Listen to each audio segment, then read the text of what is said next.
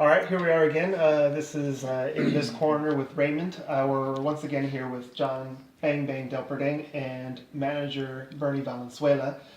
So now, John and Bernie, let's talk about the mid rounds of the fight when John became more effective and started having some success against Lundy. Okay. Well, let me start by saying this. In my heart, I know my fighter. I know him inside out. I know him better, I think, than he knows himself. I know that sounds a little arrogant, but it's the truth. I pay attention to detail. And in my heart, I didn't believe, I believed 100% that we were going to win this fight. Otherwise, we wouldn't take it. Believe you me, it ain't the money. It isn't the idea of fighting Lundy. In my mind, Lundy's was in the twilight of his career. Is that well put? Yeah. In the twilight of his career, Delperdang is one strong son of a bitch. Okay? And I thought, okay, Delperdang can get this. With the body punching, with this, with that. We didn't have any doubt whatsoever. And through the fight, the moment appeared to be a little bit bigger than him. And he froze. He literally froze for 6 rounds. But I'm trying to wake him up in the corner. We all were. And it wasn't budging. You know, finally got to say a couple of cuss words to wake him up. And come round 6, late round 6, around 7, he came out there and he finally woke up. Round 8, he hit him with the overhand right. He was working the body. He hurt him. He made him stumble a few times. He buckled his knee a few times. I was waiting for the knockout. Up to the last 10 seconds, I believed he's going to knock him out. It's coming. I was waiting for it. Because there's no way that we traveled all the way over there and that we worked this last 2 years and a half to get to this point to give it up like that. And we knew we were going to come with that win. But it didn't come. You know, it didn't come. Now, it wasn't because the opportunity wasn't there. Lundy in the twilight of his career, coming off of a knockout surgery. The promotion had some problems with the ring, and the regular standard ring, they brought even a smaller ring, which I was surprised. It seemed like it was 16 by 16, to be quite honest with you. It was a tiny little ring.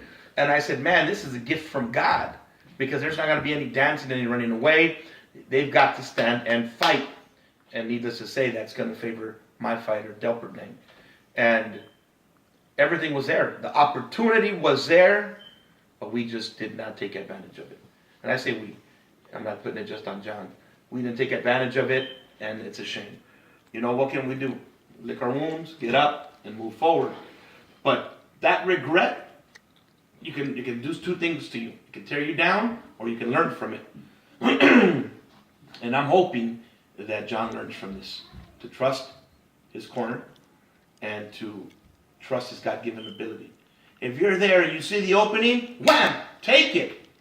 Don't think, oh, I might not land it, or I might this. Like Wayne Gretzky says, and this is one of my favorite sayings, and John knows this very well. You miss every shot that you don't take. And when the shot and the opportunity is there, do yourself a favor and take it, because those opportunities don't come back. And I know in my heart, if we were to fight again today or tomorrow, I know John would knock out Lundy, but it's without, that has no merit now, because we didn't do it when the opportunity was there. And take my hat off to Hank and Team Lundy, because they did their job. But what do you have to say about that fight, John? I get excited, so I apologize. Particularly where you were able to have some success against Lundy. How were you able to do that, and how did you feel? Well, I was supposed to open up like at the 4th round in my head, but I don't know. I waited till like round 7 until I started actually throwing. I don't know. It was I froze up. I got no excuses. I just wasn't ready for this fight. Like I was ready, prepared, physically, mentally. Everything was in the right set of time, but I guess it was just too much. I didn't think that experience had anything to do with a fight until I had this fight. That was like probably the biggest lesson I've learned, is that is true. When people say that the moment could be too big for you, that's something that could really happen, and the rounds, they fly by like this, and it's not even like when I started to open up, I started to swing, you know. But and I did get I was a little not gassed, I would say, but just a little. I was just cautious. I was way too cautious because that was my first 12-round fight. You know, I've only fought 8 rounds. That was the most I've ever fought. Well, you fought 210. You fought 10 rounders as well. No, You but just didn't go that distance. I've never to be fought. clear about that. I've never fought 10 rounds. Right. I fought 8 rounds. You know, I've sparred gang rounds. You know, like I've ran it like 16 different rounds with 5 different fools and beat up every single one of them. But that's sparring. You know, in a fight. Now I know for a fact I can fight for 12 rounds. You know, well I could stand there getting hit for like 6 rounds and then fight for another 6 rounds. So just to be specific, I did learn a lot in this fight. As far as like I need to open up, I do need to trust my corner. I do need to trust my abilities. But I know if I would have started swinging from the first round, he was already tired in the, you know, he was already starting to feel my punches in the 8th round. I'd hit him with a right hand, an overhand right, and then he just backed up to the ropes, and I started just hitting him with overhand rights. I started trying to hit him in his body. He clenched, turned me, put me in the ropes, and then I was like, okay, I got him. I know he's hurt, you know. That's when I knew that I shook him up, when he had just went to the ropes like this, you know. But if I would have started from the first round, it would have been easier. Conditioning has never been a problem in any of my fights. Conditioning has never been a problem. But when you don't know, you know, like when there's a mystery, like, oh, I've never been 12 rounds. It was just a mystery in my head. Kind of, you know, I'll always say that I'm always ready for any fight, but for that fight, I wasn't ready to go to 12 rounds. You know, I was ready, but I wasn't ready, if that makes sense. I think what he's saying is the mental aspect of it is, and then that's something that I thought he already was there. You know, I watched his interview when they interviewed, what's that Nunes girl? What's her first name? Is it Amanda? Mm-hmm. Amanda Nunes. And I sent this video to him. And if you see that fight with Ronda Rousey, Amanda says, Nunes says, I knew what I was and I know what I am. And I went in there with the intention of knocking her out. Exactly how I thought that the fight was going to go is how it went. Because I went out there and did it. And you have to have that mindset as a fighter. You can't think, oh, this guy can get me if I don't get him. Because if you do that, you've already lost. Because mindset is as important, if not more important, than the physical aspect of the fight. I really believe that.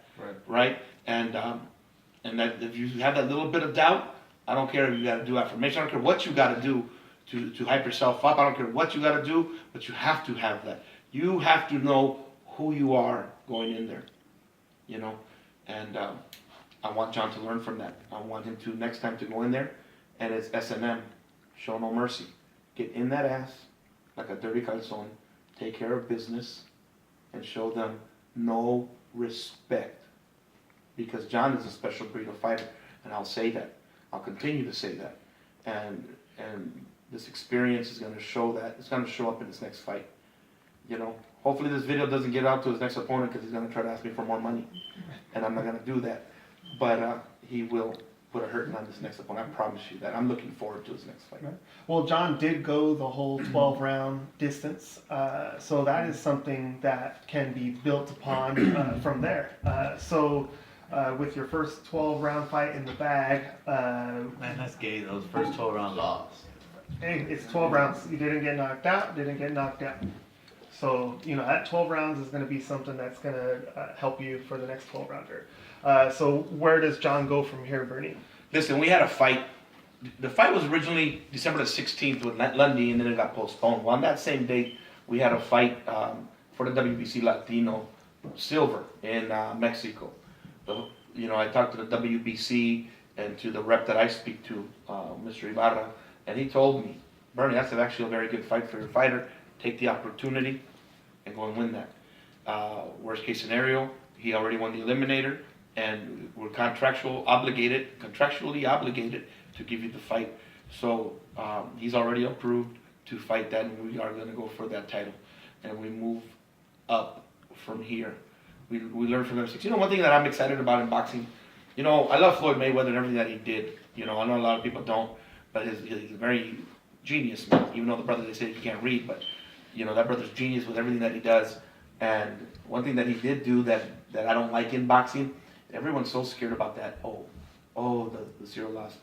Those, for the most part, those of you guys who have O's, tells me two things. Either you're really, really, really great, like Floyd Mayweather, which you're not, or you don't have any balls to fight upper level competition. And that's what's ruined boxing. Give the people what they want to see.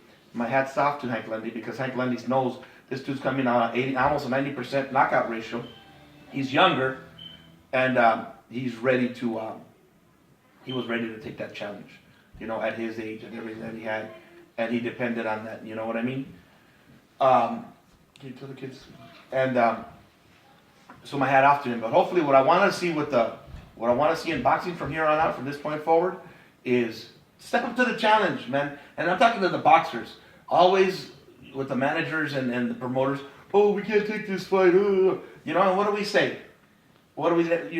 Boxing goes down. Listen, Friday night. How many people? I want to see the numbers to that Nunez-Rousey fight. Everyone talking nonsense about that. I'm not an MMA fan. Tell you, it bores me. I don't want to see two sweaty men hugging each other on the ground for 4 or 5 minute rounds or whatever it is. I'm cool on that. But what bothers me is that we don't have that in boxing. Remember, one of my favorite fighters, Mickey Ward.